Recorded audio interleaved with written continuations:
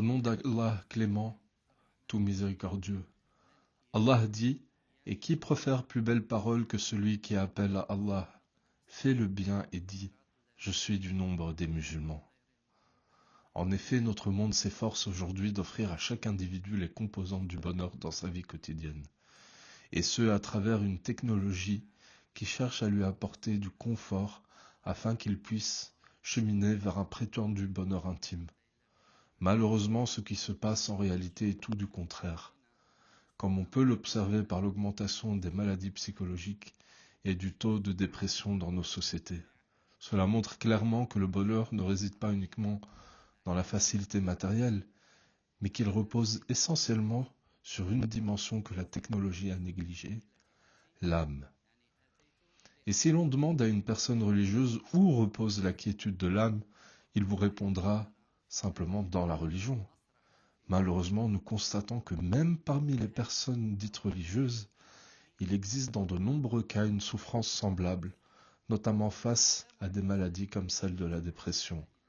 Cela prouve que la religion n'est pas comprise comme elle le devrait, car l'accent mis par les docteurs de la loi exotérique est souvent porté uniquement sur la relation verticale entre le serviteur et son Seigneur, négligeant la relation horizontale, c'est-à-dire avec la société. Or, cette relation horizontale repose sur l'effort dans le cadre d'un travail vertueux. Et le travail vertueux dont nous parlons ici est un système de valeurs et de morale qui constitue l'édifice de la maison de la paix cordiale. Plus cet édifice est empreint de gratitude et de reconnaissance, plus le cœur et l'âme s'apaisent, ce qui se traduit par une harmonie entre la quiétude corporelle et la paix sociale. Ce système d'œuvres vertueuses n'est rien d'autre que la traduction de la foi en Dieu et au jour du jugement dernier, dans le champ des interactions quotidiennes. Plus cette gratitude s'exprime dans la relation horizontale, plus elle se reflète également dans la relation verticale. Et plus cette relation verticale est empreinte de sincérité et de reconnaissance, plus la paix s'installe dans le cœur et le processus de construction de la maison de la paix s'achève. Cette maison étant le fondement de toutes les autres constructions, mais une construction qui appartient aux communautés morales.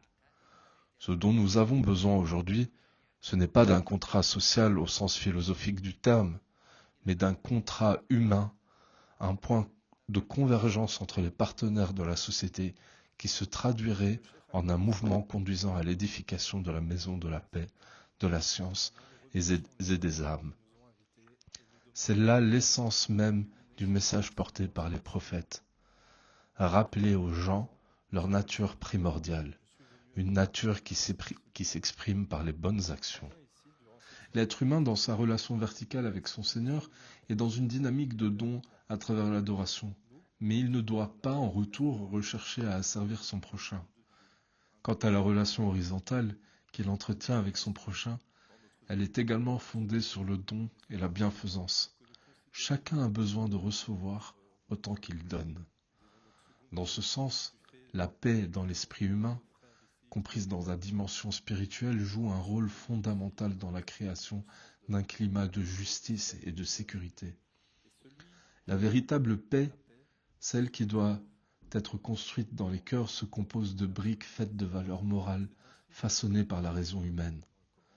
Quant à la haine, elle est rompue par la noble loi divine, et ce à travers les 10 commandements comme ils furent rapportés dans le Coran.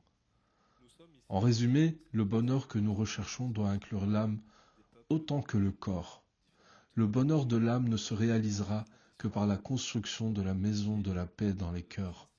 Cette édification ne se fera qu'à travers l'engagement de la raison humaine au service de la société, dans le cadre d'un système moral incarné par les piliers de la religion, la foi en Dieu, en l'au-delà et les bonnes actions, avec une insistance particulière sur la traduction de la foi en Dieu par les œuvres justes. Le Très-Haut nous dit « Et nous avons créé les cieux et la terre et ce qui est entre les deux conformément à la vérité, et l'heure arrivera sûrement. Pardonne donc d'un pardon gracieux. » Le pardon ici désigne un pardon exempt de tout ressentiment ou de désir de vengeance. Ainsi, l'islam nous guide vers le pardon vers la clémence et nous éloigne de l'esprit de vengeance. Allah exalté soit-il dit également dans la sourate Fussilat, la bonne action et la mauvaise action ne sont pas pareilles. Repousse le mal par ce qui est meilleur, et voilà que celui avec qui tu avais une inimité devient tel un ami chaleureux.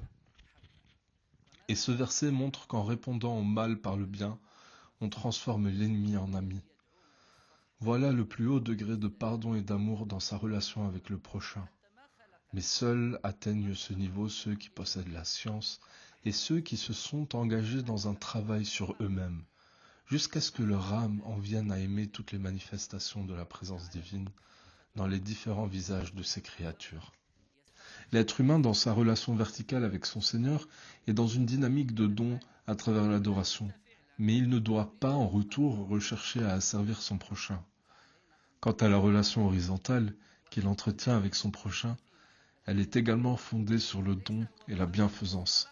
Chacun a besoin de recevoir autant qu'il donne.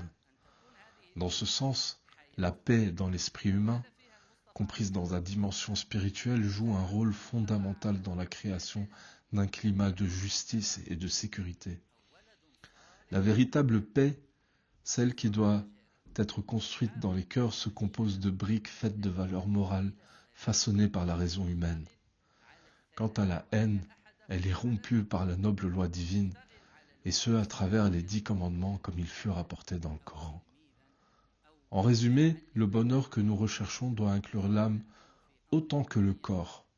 Le bonheur de l'âme ne se réalisera que par la construction de la maison de la paix dans les cœurs. Cette édification ne se fera qu'à travers l'engagement de la raison humaine au service de la société, dans le cadre d'un système moral incarné par les piliers de la religion, la foi en Dieu, en l'au-delà et les bonnes actions, avec une insistance particulière sur la traduction de la foi en Dieu par les œuvres justes.